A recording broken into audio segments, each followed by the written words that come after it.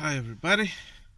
Outside is -10, so we're gonna try a cold start of an Alfa Romeo diesel.